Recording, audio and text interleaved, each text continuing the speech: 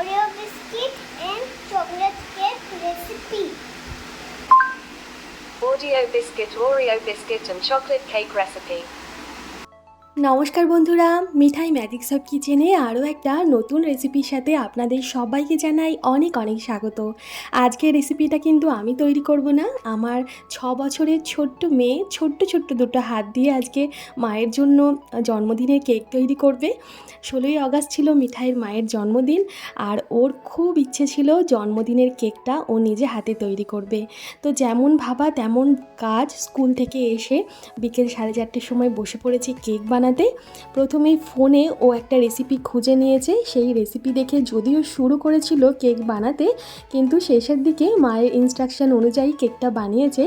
ওর একদমই ইচ্ছে ছিল না যে আমি কেক বানানোর কাছে অন্তত থাকি, ও চেয়েছিল আমি ঘরে থাকি, ও পুরো কেকটা বানিয়ে মাকে সারপ্রাইজ করবে। ও তো বোঝে না ছোট, যে কেক বানানোর বা যে কোনো রান্না করার মানে এই যে পদ্ধতিগুলো কতটা কঠিন, বা আমি ওকে কিছুতেই ছাড়তে পারি না এসবের মধ্যে।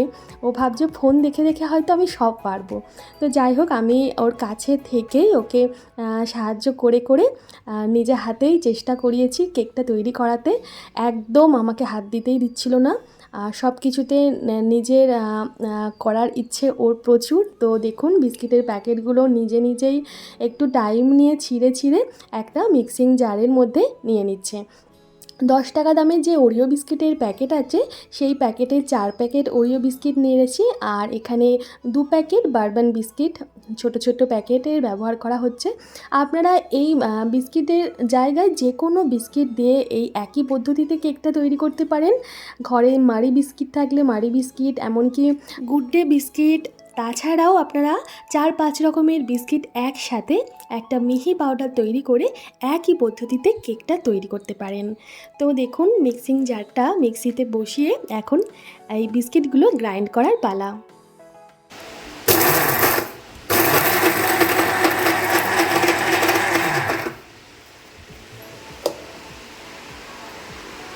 একটু হবে,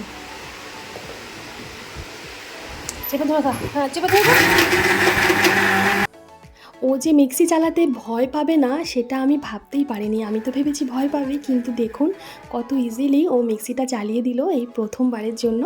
ফাইন পাউডার তৈরি হয়ে গিয়েছে, এবার কেকটা বানানো শুরু করা যাক। এটা হ্যান্ডেলটা ধরো।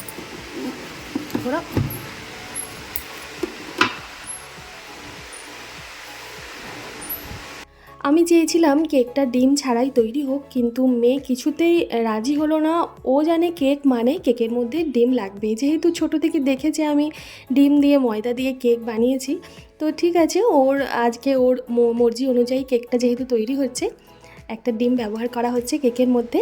দেখুন, ছোট দুটো হাত দিয়ে কি সুন্দর করে ডিমটা ফাটিয়ে নিল। আমার মিঠাই ছোট থেকে, মানে প্রায় 3 বছর 3.5 বছর বয়স থেকেই এত সুন্দর করে ডিম ফাটাতে পারে। তো হাতটা ধুয়ে এসে এবার ডিমটা ভালোভাবে ফেটিয়ে নেওয়ার পালা। খুব ভালোভাবে ডিমটা প্রথমে ফেটিয়ে নিতে হবে। আপনারা চাইলে এখানে 2টো ডিমও ব্যবহার করতে পারেন, আর ডিম খেতে না চাইলে ডিম ছাড়াও কেকটা সুন্দর তৈরি হবে। ডিমের জায়গায় দুধ দিয়ে কেকটা তৈরি হবে।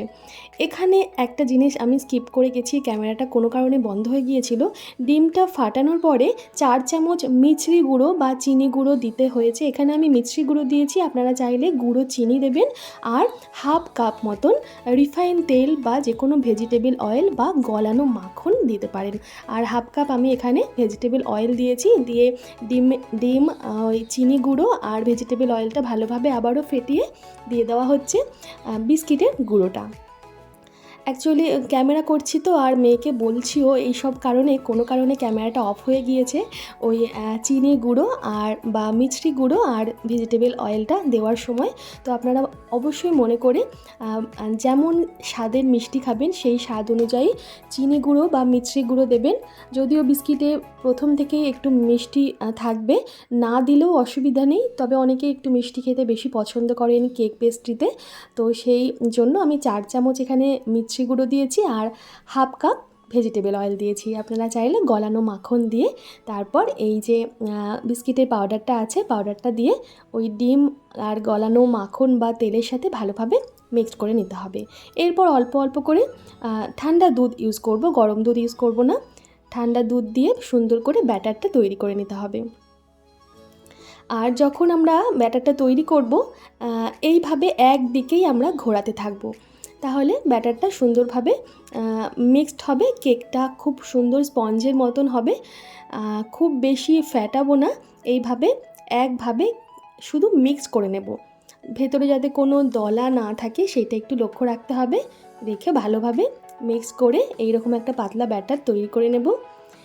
যেহেতু আমরা ইনস্ট্যান্ট কেকটা তৈরি করব সাথে সাথেই, তাই জন্য এখানে আমি 1 প্যাকেট রেগুলার যে ইনো পাওয়া যায় সেই ইনো পাউডার ব্যবহার করছি।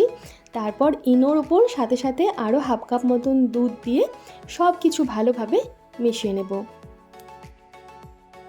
ইনো হাতের কাছে না থাকলে আপনারা সামান্য এখানে বেকিং পাউডার আর বেকিং সোডা একসাথে মিশিয়ে দিতে পারেন, তবে অবশ্যই সেটা একদমই সামান্য। সব কিছু খুব ভালোভাবে মিশিয়ে নেব। আমি মাইক্রোওয়েভে আজকে কেকটা তৈরি করব, তার জন্য আমি প্রিহিটে বসাইনি, অসুবিধা নেই কোনো। দেখুন, একটা সেরামিকের বাটির উপরে একটা বাটার পেপার আমি এইভাবে নিয়ে নিলাম, এটা মাইক্রোওয়েভ সেফ পেপার। তারপর এখানে যে কেকের ব্যাটারটা, সেই ব্যাটারটা এর মধ্যে ঢেলে দেব। এতে কী হবে, কেকটা আমার যখন হয়ে যাবে তৈরি, ভালোভাবে এটা আমি বের করে নিতে পারবো। কোনো রকমভাবে পাত্রটার মধ্যে কেকটা অযথাভাবে লেগে গিয়ে নষ্ট হবে না, বাটার পেপার থেকে সুন্দরভাবে কেকটা খুলে যাবে। আপনারা চাইলে ছোট ছোট চায়ের কাপ, যেগুলো মাইক্রোওয়েভ সেফ কাপ, সেই কাপের মধ্যেও দিয়ে একসাথে 3-4টে কেক তৈরি করে নিতে পারেন। আর অবশ্যই এটা গ্যাসে ওভেনেও তৈরি করা যাবে। আমি অবশ্যই একদিন আপনাদের সাথে গ্যাস ওভেনে কিভাবে একই পদ্ধতিতে কেকটা তৈরি করা যায় সেটা শেয়ার করব, কতটা টেম্পারেচারে কিভাবে তৈরি করা যায়। আজকে যেহেতু হাতে খুব কম সময় ছিল, আমি মাইক্রোওয়েভে এটা বসিয়ে দিলাম। আপনারা সাথে থাকুন, আর যদি আপনারা দেখতে চান তো কমেন্ট করুন, আমি অবশ্যই গ্যাস ওভেনে সহজভাবে কেকটা কিভাবে তৈরি করা হয় দেখিয়ে দেব। তো মাইক্রোওয়েভ প্রিহিট করিনি আমি, প্রথমে এটা আস্তে আস্তে মিঠাই দেখুন কেকের বাটিটা মাইক্রোওয়েভে সেট করে দিল, আমি আর একটু হাত দিয়ে ঠেলে মাঝখানে বসিয়ে দিলাম। এবার এটা কনভেকশন মোডে দিতে হবে, মোটামুটি 210 বা 220 ডিগ্রি টেম্পারেচারে এটা দিতে হবে। দিয়ে 20 মিনিটের জন্য কেকটা বেক করতে দেব। মিঠাই 210 ডিগ্রি টেম্পারেচারে দিয়েছে, আর এখানে 20 মিনিট টাইমটা সেট করেছে। তো তারপরে আরও 5 মিনিট আমি এক্সট্রা বাড়িয়েছিলাম টাইমটা।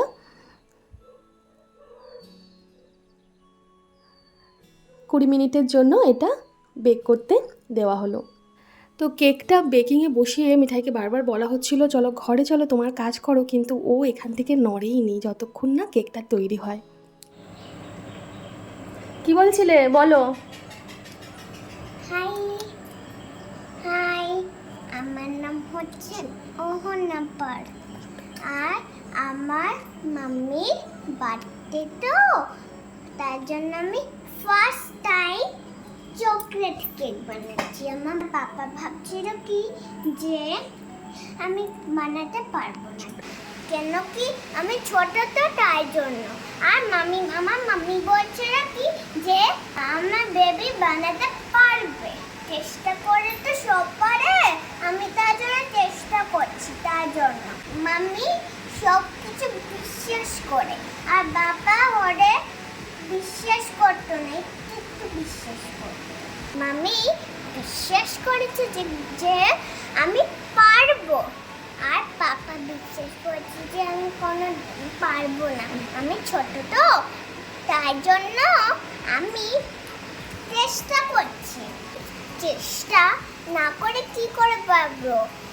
ছোটবেলা যদি চেষ্টা নাই করো, তাহলে বড়বেলা কি? অত কিছু জ্ঞান দিতে হবে না, ফার্স্ট টাইম বানাচ্ছি তো, চোর আবার দেখা যাক কেমন হয় কেকটা। যদি না ভালো হয় তাহলে আবার চেষ্টা করতে হবে, নতুন করে, আবার তার রাত্রে তো হয়ে যাবে, আবার অন্যদিন চেষ্টা করবে। ঠিক আছে, ঠিক আছে। কেকটা তৈরি হতে মোট 25 মিনিট টাইম আমি দিয়েছিলাম, আরও 5 মিনিট আমি মাইক্রোওয়েভে রেখে দিয়েছিলাম। তারপরে এটা আমি বের করে নিচ্ছি। যেহেতু ভীষণ গরম, এই কাজটা আমাকেই করতে হতো। কেকটা বের করার পর এবার এটা আমি একটা থালার উপর নিয়ে নিচ্ছি। আমার এই বছরের জন্মদিনের সেরা পাওনা এটা। আমি সত্যি ভীষণ ভাগ্য করে মিঠাইয়ের মতন একটা মেয়ে পেয়েছি। জানি না এইরকমও বড় হয়েও থাকবে কি না। ওর মধ্যে আন্তরিকতা বোধটা এত বেশি রয়েছে। আমি দেখেছি ও যে কোনো ভালো জিনিস যখন খায় বা ওর মুখে যেটা ভালো লাগবে, ও একটু হলেও সেই স্বাদটা আমি বা ওর বাবা সামনে থাকলে ওর বাবাকে সেটা টেস্ট করাবে আর কি। যে আমরা যেমন হই মা বাবা, যে কোনো ভালো জিনিস খেলে সন্তানের কথা মনে পড়ে বা মনে হয় কাছে না থাকলে যদি ওর মুখে একটু দিতে পারতাম। তো মিঠাইয়ের মধ্যেও এই জিনিসটা চলে এসেছে আমাদের হয়তো দেখে দেখে, যে কোনো ভালো জিনিস ও খেলে মা সামনে থাকুক বা বাবা সামনে থাকুক, তার মুখে একটু অন্তত ও সেটা দেবে। যাই হোক, কেকটা তৈরি হয়ে গেছে। Happy birthday mummy, I love you too. I love you too. এই কেকটা কে বানিয়েছে? আমি। কার জন্য? তোমার জন্য। গুড, খুব ভালো হয়েছে। দাও। দোকানে স্ট্রবেরি দিয়ে বানানো। আরো ভালো।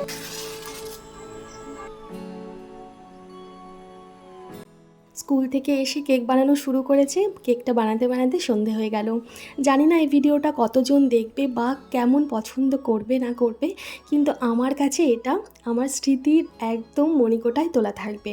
আমার মিঠাইয়ের একটা ছোট্ট প্রচেষ্টা নিজের মাকে খুশি করার জন্য। খুব ভালো কেটেছে। আমার জীবনের সবচেয়ে সেরা বার্থডে কেক এটা, আর আমার জীবনের সবচেয়ে বড় পাওনা আমার মেয়ে মিঠাই।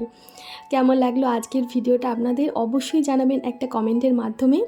মিঠাইকে অনেক আশীর্বাদ করবেন যাতে ও অনেক বড় মনের মানুষ হয়।